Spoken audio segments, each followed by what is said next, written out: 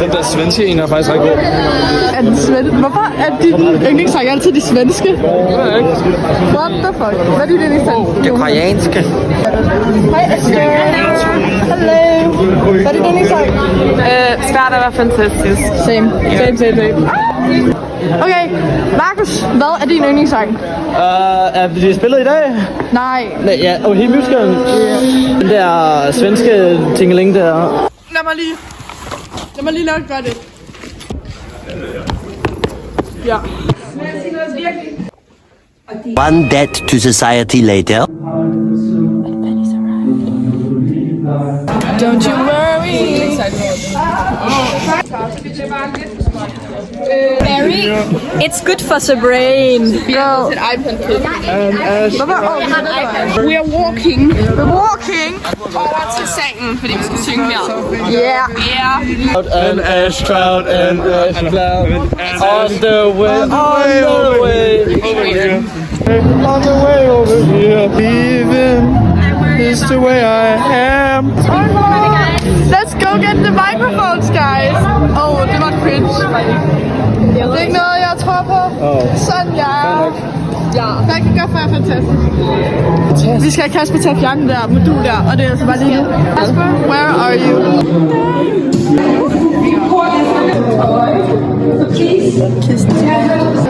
Jonathan. Det er Jonathan is øving med et andet orkester. What? What the fuck? Ja. Ja, hvem fuck er Miss Johnson? Sagde du ikke Jonathan? Jo. Nå, du sagde Miss Johnson, så hvem fuck er Miss Johnson? Jonathan. Okay, den var altid den bedste i musikklassen. Det var ikke lige så sådan, I har heller ikke lige så mange fester. Men nej, det har de sagt. G11. Ja. Det var faktisk G11. What? Damn. We're gonna try første akt. Vi øver, der er sådan noget 8 sang. Talte du seriøst? Han sagde den 8. sang og den sidste, og så I was not aware. faktisk til, hvad der er på. Så var umuligt at blive ved det sammen. Hvordan har du det lige nu, Sarah? Hvad? Hvordan har du det lige nu? Jeg har det meget bedre efter jeg har fået mad, og jeg har min cola, så jeg er fuldt klar. Og så kommer Anna.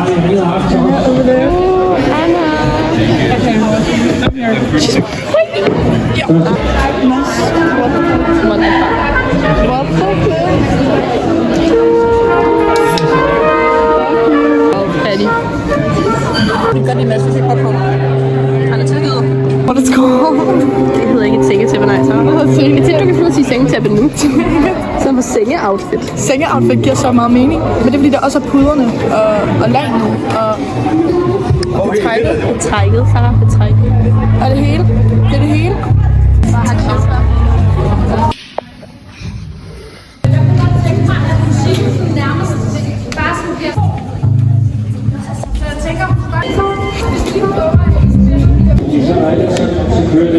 Stay hydrated. Jeg mener det, jeg elsker taxa. Jeg tror det sådan, jeg tror det var en af mine yndlingssange, da jeg var mindre.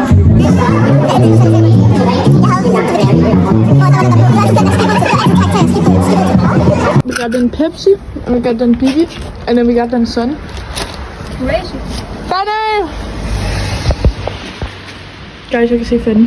Floor time! Roberta is so pretty. Roberta is always so pretty. Not Marcus. Marcus did not look pretty. Vi har blomsten. Vi har blomsten i håret. Det er pretty. Der er ikke noget, der kan gøre Marcus pretty. Prøv at sige det igen, det bliver bedre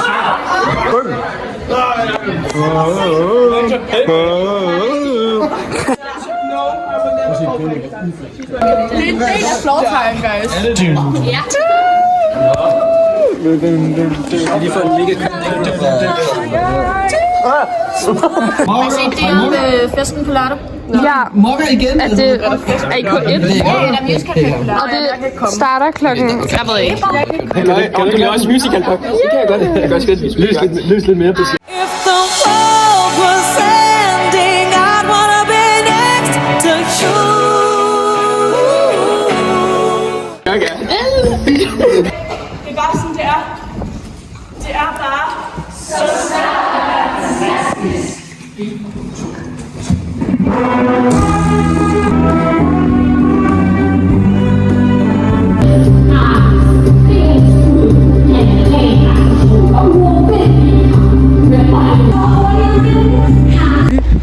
hvordan har din dag været?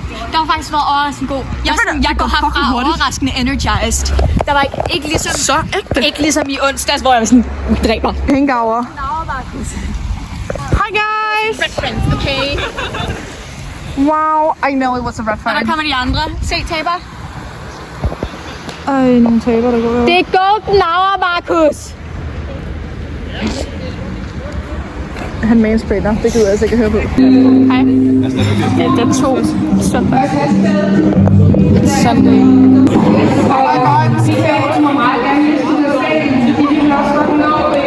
Jonathan and Esther is here. Where are they? They haven't seen her. They're both in red. I see red. It's not gonna zoom out now. You're a little stalker, Fanny. I'm an angel. Listening. I'm an angel. Gloria. Det er så cute. Thank you. Du er cute. I'm an angel. I'm an angel. Jeg skal spise focaccia. Korea om 10 dage. Vi skal til Korea om 10 dage. Skal det Squid Game og vinde? Ja, du kommer tilbage som flere milliardærer. Ja. Har du haft en god frokost? Jeg har haft en pissegod frokost. Jeg fik suppe. Jeg var i Lidl med Jonathan og Markus. Og Jonathan, han vil gerne være med i Squid Game. Don't do Squid Game. Don't do drugs. Om anlagt panik. Jeg synes, det er meget føler. Jeg ved ikke lige, hvad der foregår. Jeg havde lidt så græde på et tidspunkt. Ja, det ved jeg ikke. Cause I'm bad for your health.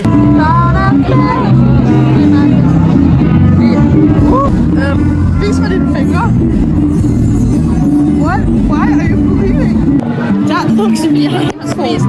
Hvem vandt bordtennis? Det gør jeg. Det gjorde jeg tydeligvis mig, der vandt. Tydeligvis. Jeg har været meget bedre til sagen. Hvor spørger alle, jeg bedre? Markus, hvem synes du vandt bordtennis?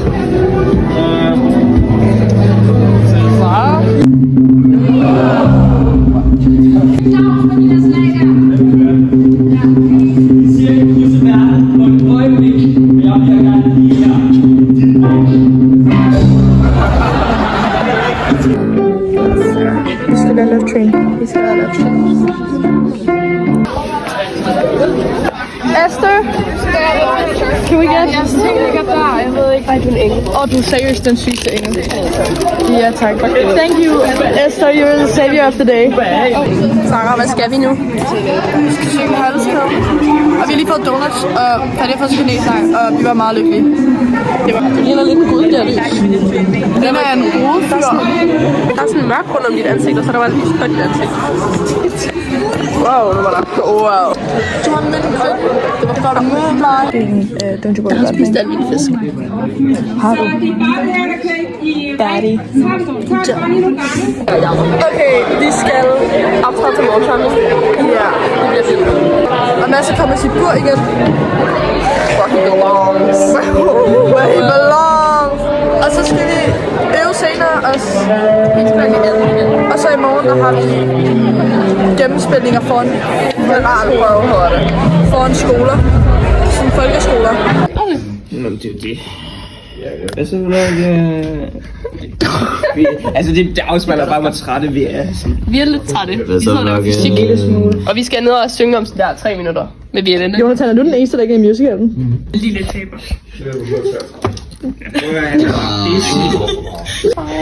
Jeg er godt nok træt over. Du er tilgivet. Undskyld. Jeg skal ikke sige det. Det er så træt. Altså, det er ikke svært. Det tager bare lang tid. Nej, det er ikke svært, det tager bare lang tid. Det er bare sådan brainwash. Bare træt sådan. Det synes jeg er brainwash. Skibidi toilet. Jeg har det ikke så skibidi mere. Det er bare totalt easy.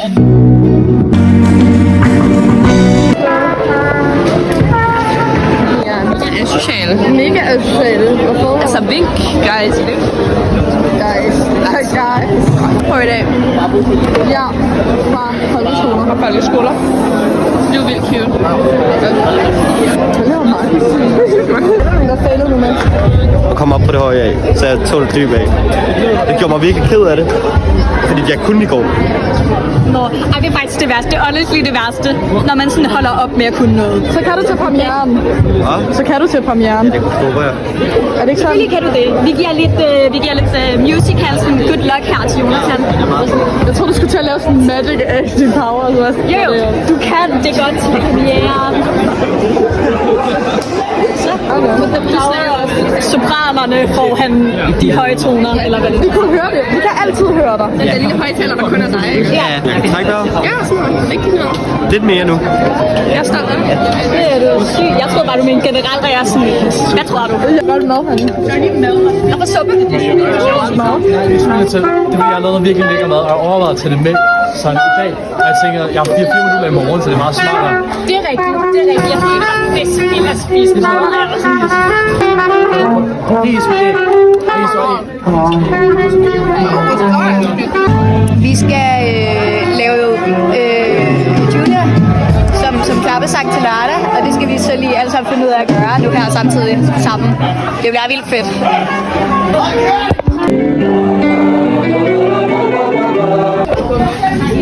Kan du lige spørge? What a fit check. Jeg skal sige, Sarah's fit check her. Wow, det er Sarah. Det kommer også smukt ud. Det ser smukt ud. Amazing. Hej Asger, er du klar? Det dufter virkelig godt, skal vi sige. Der lugter lidt af hvad? Nej, jeg sagde, der er en her, der dufter virkelig godt. Og så påstår Asger, det er ham, men det ved vi alle sammen godt, ikke? Jeg tror, det er minus. Ja, nok ikke. Thank you. Og måske også... Altså, det er da confidence, at du siger, det er dig, der lugter. Er vi klar? Er du klar? Musical. Du rammer dresscoden fuldstændig guld og sort. Det er fedt. Guld, sort, fedt. Guld og sort. Model walk, skal vi lige lave. Some real model walk.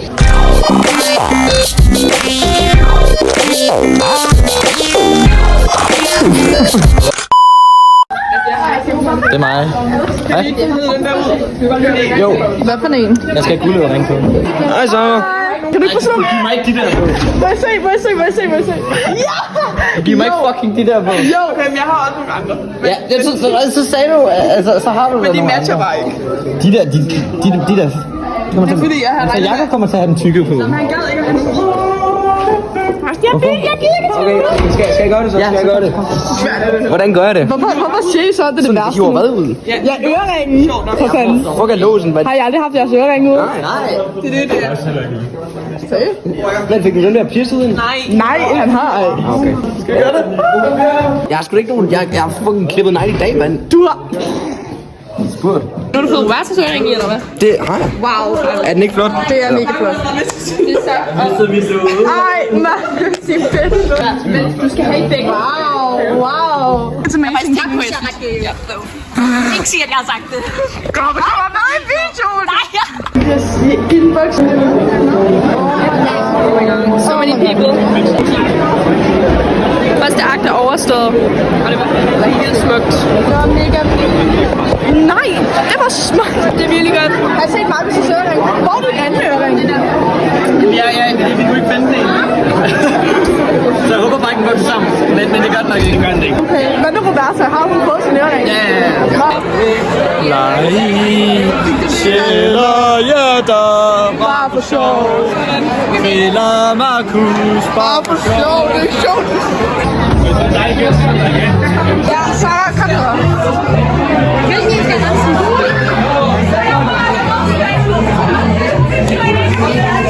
Så kommer jeg. Skyder alt, hvad jeg har for dig. Yeah, you.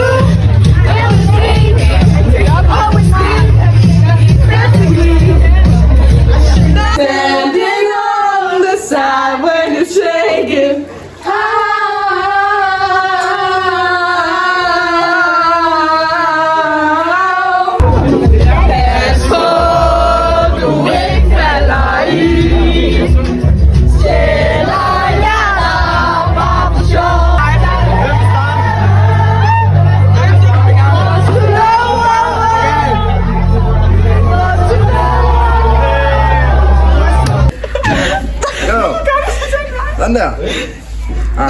Hvad laver du? Hvad laver du? Hvad med den her? Okay, Laura, din makeup is really giving. So beautiful. Du har også ekstremt så meget hår. Er det Maries? 1, 2, a big eyes.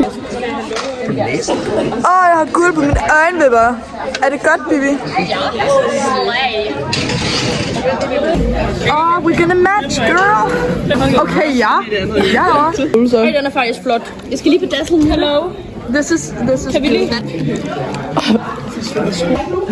Der er nogen, der har mistet sine sko af lærerne. Og nu spørger hun, om det er os, der har taget dem. Nå ja, fordi selvfølgelig vil jeg have lærerne sko. Hvis du venter om at så den sko, så tror jeg, du vil sige det samme, bare lidt mere aggressivt. Spændende. Ja, det var ikke til jer det her. Det skal i lommen, så jeg kan have det med til showet. Okay, damn girl. Okay, det skal vi have på videoen. Ej, lad nu være.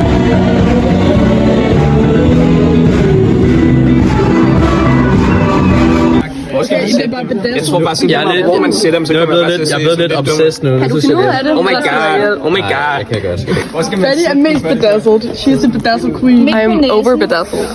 Fanny, du skal have en rød på næsen. Fanny Rudolf. You know? Det passer også virkelig. Efter akter, fordi der står der, man skal, men vi behøver ikke at få det. Hvis den kun ved siden af, så kommer vi til at snave eller noget. Nej, ikke her, Magnus.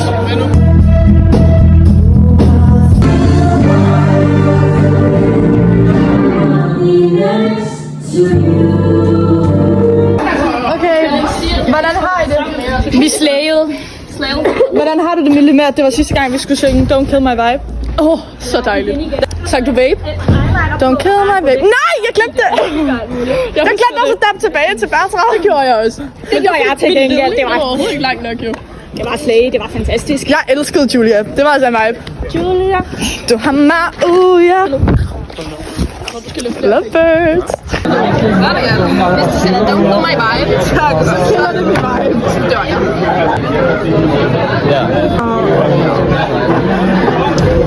Marcus kills my vibe. Jeg synes altså, det Don't Kill My Vibe. Sarah, hvordan går det? Guys, Gert skal til at snakke. Gert skal til at snakke.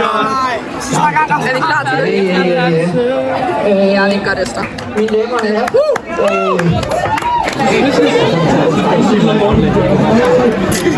Er du dårlig, Fanny? Jeg er pissesvagt. Hvorfor er du pisse? Marcus, tag en med.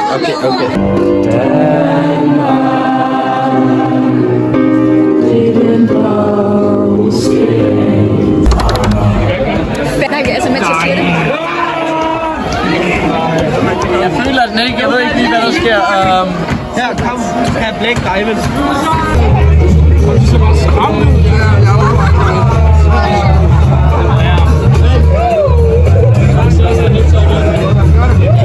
Går det godt, Esther? Jeg er lige i gang med at lave øjenbrynspiercinger. Jeg kan ikke se, hvor den anden du er i. Fuck! Som Mads? Ja. Ja, går du? Hej, Jacob. Hej, Markus. Så vi laver en vlog her med Sarahs telefon. Jeg har muligvis stjålet den. Ej, hvor fanden jeg skal spille? Vi skal interviewe nogle mennesker, Jacob. Ja. Okay. Nej, skal vi? Hvad har du med, at du sælger øl til mennesker? Men det er fordi, vi skal lave en vlog. Ja. Hvad har du med, at du sælger øl til unge mennesker? Jamen, jeg er meget tilfreds med det, og meget tilfreds med min egen præstation. Og støtte ølkulturen i Danmark er meget vigtigt. Og især for unge. Lige præcis. Det har vi lyst til at høre. Det er smukke ord fra ham. Det kan. Ja, lige præcis. Nikolaj, må vi spørge dig om noget? Ja. Hvordan var det ikke at være den lækre tredje i aften? Jeg synes, det er okay at give teten videre en gang imellem. Man kan jo ikke være den lækreste af dem alle. Dog var jeg lidt skuffet over, at det ikke var Gert, der var Var du lidt jaloux på Tør i aften? Fordi han var sådan lækker. Jeg skulle lave de der dipter. Markus! Smukke ord til bloggen. Du er enig i mikken. aldrig. Det var smukke ord fra Markus til det. Kasper, må vi spørge dig om noget til en vlog? Ja. Hvad synes du om, at de brugte Skibidi og Sigma i aften?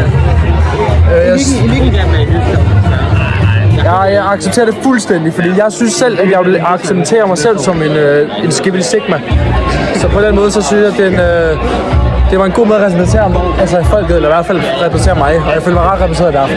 Lige præcis. God ord for Kasper, det der. Det er Kasper Holmgren, det der. Det er smukt.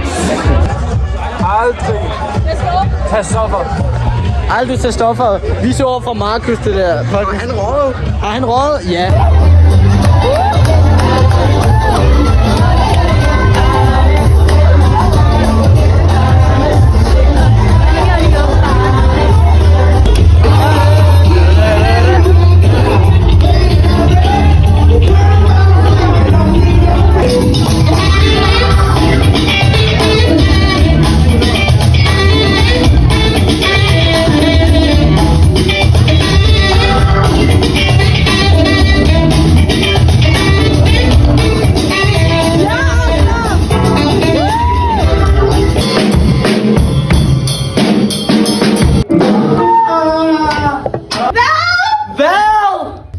Du er virkelig dårlig til at spille trommer.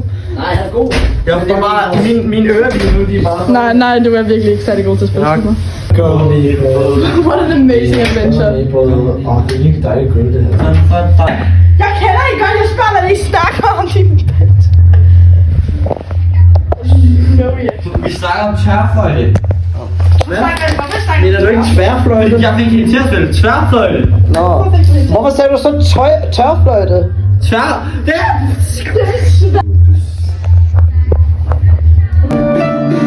Den virker ikke.